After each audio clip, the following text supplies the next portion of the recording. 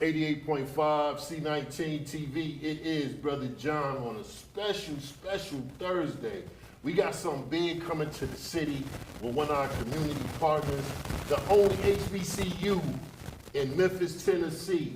LeMoyen-Owen College is having what you call a Cybersecurity and AI conference going down tomorrow, and I have some guests in the building with me. I'm gonna let them introduce themselves because I wanna be a listener today. I might ask a couple of questions, but I wanna listen to the powerhouse guests we have today, so please introduce yourselves. Hey, Brother John. I am Kimberly Bailey. I am the VP of IT and Chief Information Officer for the LeMoyen-Owen College. All right. Yes. And I'm Gerald Keys. I'm Chief of Production of Chris Ludacris Bridges, and the Chief of Arts and Music for the Ludacris Foundation, also founder of Prompt House. Okay, Prompt House, what's that? We're an AI creative agency and solutions company. No wonder we got the A. Okay. I'm like, Ludacris, and I'm thinking, okay, there you go. Yeah. So I want to start with Miss Bailey because, I want to make sure we put some respect on your name. You've been the Chief IT Officer? Chief Information Officer. Information Officer for the City of Memphis. So how many years? So I did that for almost 2 years. Mm-hmm. I am the first woman to hold that role. First woman to hold that role. Mm-hmm. Wow. And then you went over to LeMoyen-Owen College. Yes. And now what you doing over there? I am doing that and some. So I'm still the VP of IT and Chief Information Officer for them. I've been there for a little over a year. Okay. So now, it hadn't been too many AI conferences in Memphis. We know it's kind of new. It's been some, low key. But anytime the only HBCU in Memphis does something, we want to make sure they do it big. And this just seemed like you coming out the gate with something hot. And you got our guest that came all the way in from the A. Please talk about how this all came together. So we had a STEM conference last year at LeMoyen, and so I'm just building upon some of the things that have already taken place, but this time I wanted it to be bigger. We have some amazing technical people here who can speak about any subject, but why not bring somebody else, give them an introduction of Memphis, let Memphis see some of the new and innovative ways that others think about AI and cybersecurity in other cities. And no better person to ask than Gerald Keys to come in and just wow our audience, our students, our faculty, our staff, and our community who will be there. Wow. Well, thank you. Mr. Keys, this is an education station, right? Yeah. So we have over 100,000 students. Amazing. And we like the #1 school district in the state of Tennessee. AI is here. Yes. And I got to come from the jump because yes. It's new. Yeah. And in education, we got people that's really looking at the guardrails. I understand that, right? 100%. But what would you say to parents, educators about embracing AI because we know it's not going anywhere? Right. And all the naysayers that was here a year, 2 years ago, I think they all became believers now. Right. But what would you say to those parents and educators about embracing AI now that it's here to stay? I think AI is one of those things, it's very tricky because there are a lot of highlighted negatives, but speaking on the positives, you have an opportunity to educate easier, faster, and more personalized at scale. And what I mean by at scale is that in a classroom of 15 to 30 students, with AI, you can make personalized education plans for each individual student, which is something that wasn't possible before unless you had specialized education, right? Right. And then giving teachers tools to be able to learn about new things that they can teach a lot faster to decrease the stress, because a big part of teaching, there is a level of stress in the human aspect of things. So being able to decrease that, and then also to educate parents, because I know a lot of parents, it's hard for them because if they're out of school for so long or don't have continued education, it's hard for them to be able to aid their students. And so if they don't know something, they can easily get that information to be able to convert it in their adult brain to their their student. Because y'all remember how it was when you bring that hard math home? Oh, yeah. Dad or mom be like, man, I don't know how to do that, so no math. Yeah, no, seriously. But now you can put it in and they'll walk you through step by step. Yeah, and that way on even on your lunch break at home, if you're having trouble communicating with your child about their homework, you'll have access to it with all these portals that schools have now, and you can pre-learn in a very simplified way to be able to now go in and work with your child on their education. Wow, thank you for that. And I wanted to do that because we don't have too many people that come into our city that look like us and talk about tech outside of ones like Kim and some others. We got Cold Crew, Audrey, and all them over there. But just when we got somebody coming to our city, I just really wanted to just jump in right there because I want to make sure we grab them folks' attention that's watching on social media, because the more we got information and have different kind of conversations like this, I think it's going to be better in the long run. Oh, most definitely. I mean, that's, I think, our mission at Prompt House and the Ludacris Foundation is really just education and building tools, but then also utilizing our platform to be able to highlight the people that are creating the tools, but may not have the same resources or platforms that somebody like me has, somebody that Ludacris is attached to. So it's really just bringing in and say, hey, in our communities, there's a huge amount of talent that need those opportunities that they would get glazed over. So we're really just trying to be a bridge to be able to connect high-level resources with high-level thinkers in smaller communities. Right, and so Kim, I know this is music to your ears I love because hearing him say this, and you're at a college, and especially a black institution, I'm sure it's all kind of talent over there that's untapped. Right. And can you talk about some of the technology that's at LeMoyen, because I want this to be a slick recruitment video as well. So, because people may not know what's going on at LeMoyen-Owen from the tech side, because we talking tech today. We're not talking about nothing else. We're talking about tech, nothing else. We ain't talking about no Greek, no stepping, no party. It's all about tech today. But can you talk about what's available to students at LeMoyen right now, and if you're working on other things, please talk to the people about that. So we have a cybersecurity program and a computer science degree at LeMoyen-Owen. So when you come, you already have the tools to advance in those areas. What we're doing with conferences and meetings and bringing in individuals is to just expand. The way that we can learn and grow this is through exposure. You're not going to just get it only in the classroom. You may have some deficits at home where people aren't exposed. So everybody can't go to all of the hot tech topics and tech conferences. So it's our job as a HBCU to bring it to our community, to bring it to our students. And so if you were to come to LeMoyen-Owen, you'll get exposed to this. Also our Lowry Communication Center, full of tech, full of things that you're doing right here at MSCS. So it's a good transition for students if they want to continue their education and their exposure and their hands-on learning. LeMoyen-Owen College is an excellent place to continue that. So now I want to go back to you, Brother Keys. When you were introduced, or however you came into tech, can you go back to that? Was it an aha moment, or you touched something like, yo, I want to play with this forever, or what was it for you? Yeah, for me, it was one of those things where I started dabbling with it in experimentation for something I was doing musically with Luda, being his producer. But then my father, he's a guitar player, lives with me, and so never put out an album, never did any of that stuff. And so I was able to take one of his old songs and put it into the AI and see him transform back into a 15-year-old kid again. And so then I saw the transformative power from a multi-generational standpoint. And then once I had the opportunity through the Ludacris Foundation to teach it to kids, I saw how on a bigger scale, every student was able to light up and see a world they could create.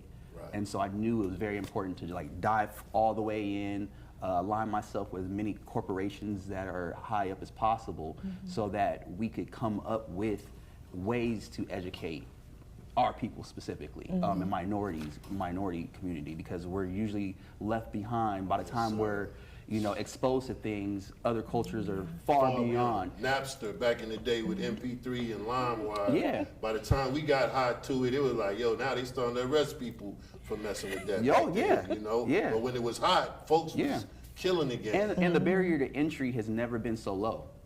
Right. Just having internet access and maybe a total of $100 a month in different subscriptions, Right. you can create your proof of concept. You can create different things to help you advance yourself in any facet of what you're trying to do in this world. Wow, well, thank you for that. And Ms. Bailey, you know, hearing him say that, I got to ask you as well, what got you into this field? Because the day that you touched or got involved with it, did you think years later you having a tech conference in Memphis, in your hometown?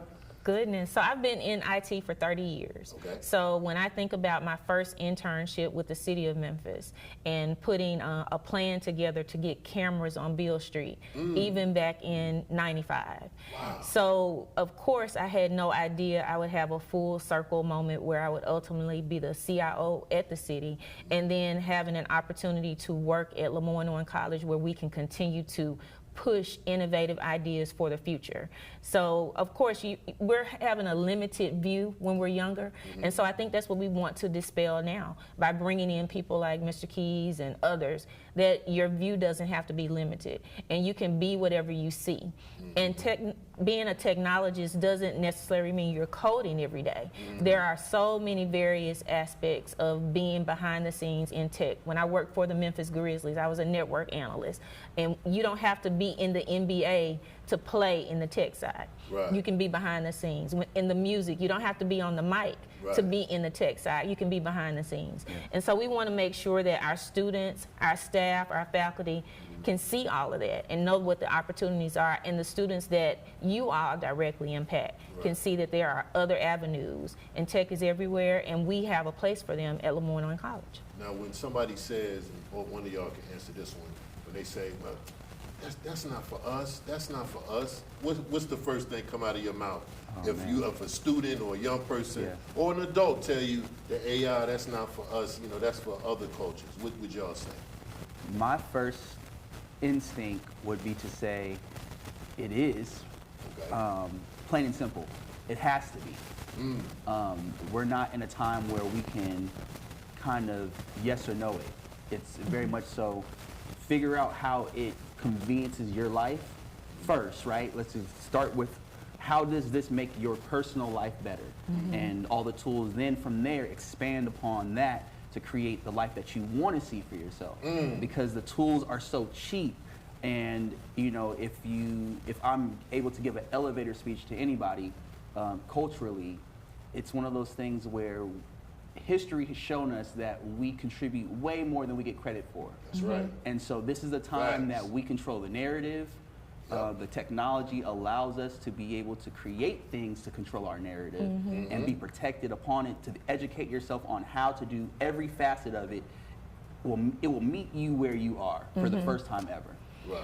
So what I like to say to that is, if we don't get involved, it won't represent us. So there will be a model that's built. There will be a model that is carried on. So if we don't get in on the infancy of that, we won't be represented. So it will be true that it won't be for us if we don't take advantage of it. We have to use it. We have to make it think like us. We have to make it see our skin color. We have to do all of that in order for it to be us. And the only way to do that is to get involved, get engaged, and don't be fearful. But there is nothing that's created that's not for us. We limit ourselves, and this is unlimited. So it's no reason why we shouldn't be on the very beginning of pushing this out and leading in the way that Gerald Keys is doing. And to follow up on that, I think there's a big importance on the fact that for the first time ever, generational gaps can be closed. Yes. To where the youth can take the information and the wisdom from the elders and fuse that into a technology that helps the community in general. Whether it be as simple as helping people in the community, or as simple as creating jobs, or as simple as getting a retirement plan for somebody that had no idea about retirement. No idea. So now, you know, merging the two generations, or the multitudes of generations, allowing them to work together and share information, and the youth being able to easily program it. And elders be able to, because everything's plain language. You don't have to sit behind coding laws anymore. It's literally plain language. How do you talk? How do you feel? How do you express yourself? And then it will give you back information based on how you present. You bring up a valid point, and a point that I want our educators, especially our English teachers, being able to communicate. Yes. Right?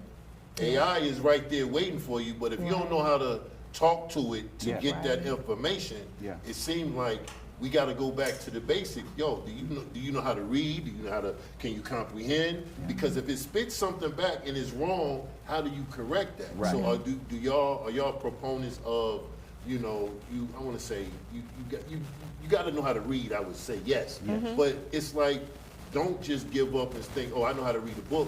No, do you know how to read and comprehend that book? Right. Because I think in AI, those who comprehend more will take off more about that. Would y'all say something like that? Yeah, so I don't think it needs to think for you. You need to let it think, you need to be the thought piece in the front of it, and it should enhance your thoughts. It should expound upon those. So I think what people are doing or can get misled is that it's going to be the be-all and end-all to all of the creativity. No, it's just going to enhance it. That's what technology does. I have often heard and said that, when you want to solve a problem, if you think tech is going to fix it, then you don't really know the background of what your problem is.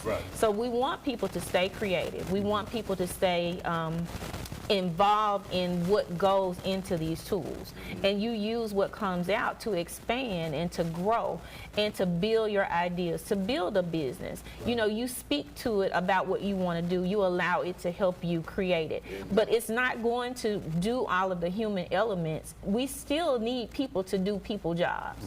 These are things that we can assign to like an AI agent and let it help us to do things maybe faster, more efficient, but it's not going to substitute it. So all of those basic things that you learn, your basic math, your basic English, your communication, your presenting skills, those things don't go away just because we have AI.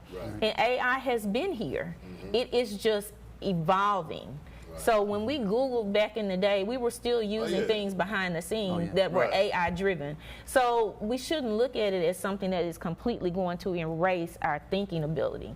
We still need people to be creative in their thought process. But now let's use this to, just expand it. Yeah, and one thing I try to do is challenge educators about pre-existing systems, right? And so social media has turned at least 2 generations now, what I like to call the main character syndrome.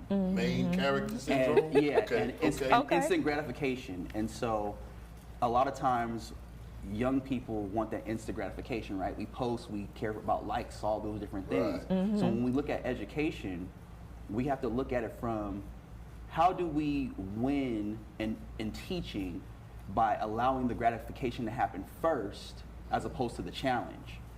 Right? Because a lot of times we say we should challenge students. Yes, they should be challenged, but a lot of reasons why students drop out that have a lot of talent is because they can't get past the hardship that comes with it. And there's benefits to going through the hardships.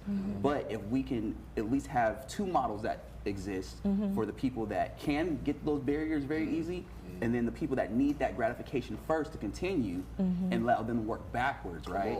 To say, okay, yes, I don't believe in giving a 4-year-old a calculator before they learn basic arithmetic. But if them getting answers correctly builds a certain level of confidence that makes them want to stay around, then we can start teaching the arithmetic backwards. So I think it's just more about allowing an old system to coexist with a new system, so that it's not about the have and have-nots. It's that everybody can have. Yeah, everybody can have. And as we get into this next in tech conference, I got one more question about music for you, because you have a lot of people in Memphis is a music city. Of course, I love it. But I hear some producers and music connoisseurs say AI doesn't have a place in music. But then on the other hand, I'm hearing people like, the creativity is now through the roof because I'm tapping into something that I may not have tapped into if it wasn't available. Not that the AI is creating a song, which we know it can, but imagine the ideas or different riffs or different samples it can chop up and do. You don't have to tell your stance on it, but do you think that AI can help music, or you think it's still in the process of learning? No, it helps. I have a very strong stance on it that I'm proud to say out loud because I travel the world and I deal with young people across the world. Okay. Creativity is in our brain. It's not in our hands. A lot of people think that because you spend time practicing an instrument with your hands, that's the magic. It all comes from your brain. If you have no hands and you can still communicate music to somebody, Quincy Jones was a communicator. Yes, he was a physical musician, but the things that we know and love him for, he communicated to other musicians. To make that happen. To make that happen. Right. And so there's a level of working with these companies. There is a certain level of responsibility and ethics that I try to make sure I align with these companies and fight for the human creator. But for the human creator that wants to utilize this technology to build the world from their brains into existence, I think it's the best thing possible. Because if you have a young person that's, distracted by their environment and they have this dream to become in the entertainment business, but the barrier to entry is so technical and so high, they will get discouraged and go back into those distractions. Right, they'll go back to the distractions, right. And so if there's a lower barrier to entry to where it's like $20 a month and, Wi-Fi can allow you to create, put your stuff out there, get that gratification. It involves, it brings up confidence. It brings so many things that we haven't seen yet in the type of creators. And then you mesh those worlds of people that love to create physically and people that love to create digitally. You mash those people together and we're going to create brand new revenue streams, brand new creative worlds, jobs, opportunities that we jobs that's probably not even here yet. You know what I'm saying? 100%. Right. 100%. There's so many jobs. If you do the research, there's so many jobs that are going to be created that people can't even fathom. Every day, there's a new job title created by somebody that chose to just be daring and dream about what they wanted to do and put themselves out there. And a company said, yes, we need that. We're willing to pay you starting at $100,000 a year. Top. Yes, sir. So that leads up to Next in Tech. So this is very important because these are the conversations that we need to have more often. So I thank you, Kim, for bringing this to Memphis and letting people see. It's some people that look like us that's probably sitting in a room somewhere and like, wait a minute, what's going on? Tech? What in Memphis? So and now we know in other cities it's taking off. But I do got to give you your props, Kim, because people like me who's a nerd, I feel like I'm amongst my tribe now. When you have stuff like that and you have us in a room talking about tech, it's like, man, you don't even put no clock up because it's like we can talk about this all day long. So let's talk about Next in Tech. How's the conference? Give us some of the information about what's going to take place on tomorrow. So on tomorrow, starting at 8:30, into 8:30 to 5 o'clock, we will be having, of course, Gerald Keys is our keynote speaker. We have breakout sessions. We have sessions around AI. We have some cyber sessions. We even have a session for AI for seniors, people 50 plus. And we have a career corner. And so it's a lot of things happening in those two sessions. We have hackathon that will be happening. We have a panel discussion, which I know you're excited about because you are one of the panelists. You, along with some other amazing individuals. So we have breakout sessions in the morning. We have breakout sessions after lunch. We have the panel discussion, and at the end, we'll have a hackathon pitch. So we'll have individuals who will be pitching their innovative ideas for a cash prize. So it's going to be a great event, and I attend a lot of conferences, and I've never attended a tech conference where every attendee and participant look like me. Come on now. Me neither. That's like a dream. Like it's a reality now. I have never, and so just because I've never seen it doesn't mean I couldn't create it. And so every panelist, speaker, judge, everyone handpicked because of their expertise so that our students, our community can see us in these seats. And so I don't know if I'll ever see this again, but I hope that we at LeMoyen-Owen College can keep creating this, because we are the leaders in a lot of this innovation. We just don't hear about it, and we don't always get a seat at the table. So now we have an amazing table where some phenomenal people will have seats at the table, and all of our community can see that people that look like us in South Memphis can come together and do something that's futuristic. Around the corner from Stacks. Which we visited today. Yeah, okay. I loved it. Oh, man. Oh, yeah, musician, I'm sure you having a moment. And I really study music and the history of music, because you have to study history to really build a future. And so just being able Wait, to... say that again. I want them students to hear that. You have to study history in order to build the future. There it is, okay. It's a must. And so just being amongst all the rich history of soul music, right?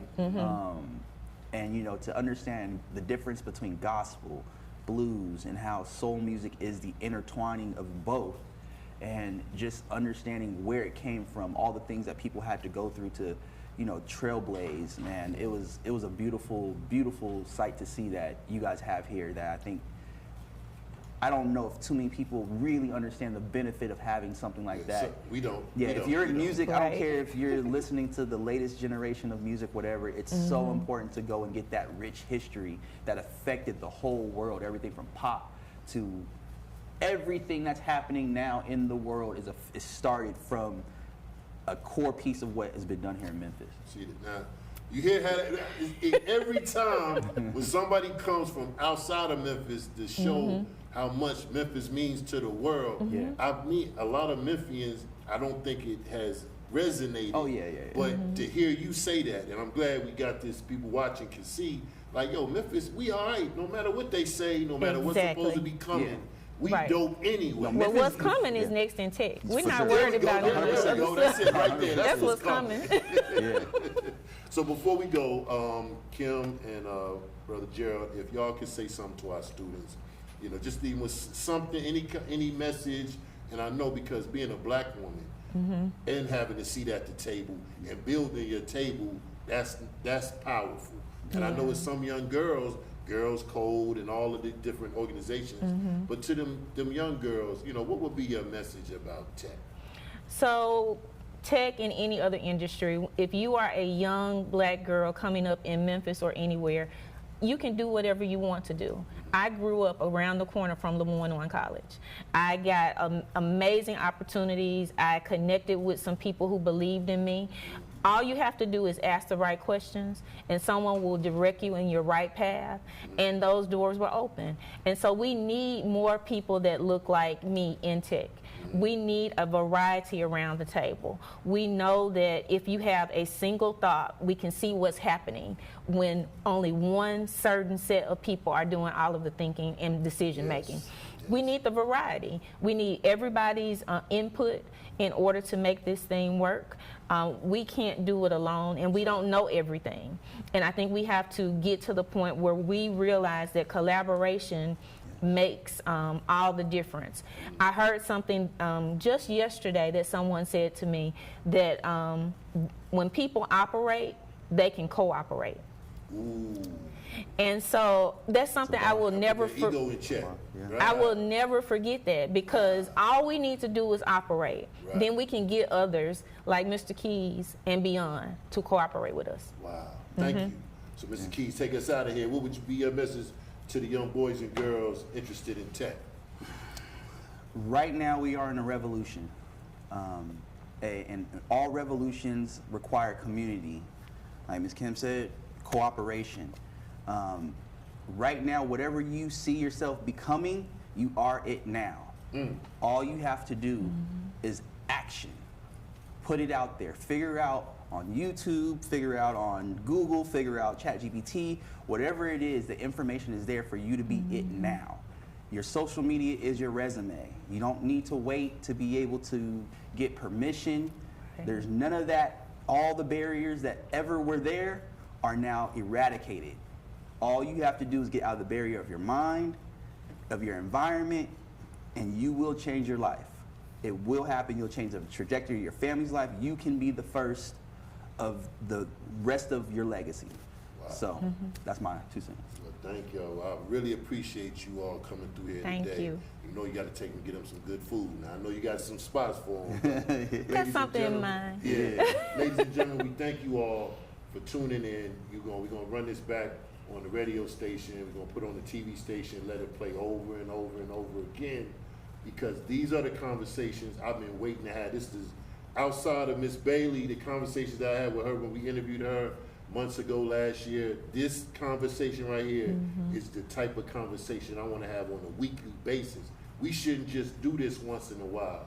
We should talk about all, because AI is changing daily. It's so many new different websites and different things is popping. Yes. And Right. if we're behind, as they were saying, it's going to be that much harder to catch up. And then here go the digital divide, which we had before. Now it's going to be an AI divide. So we got Right. the time right now. Thank y'all for listening. I am Brother John, 88.5 C19 General Manager, saying peace.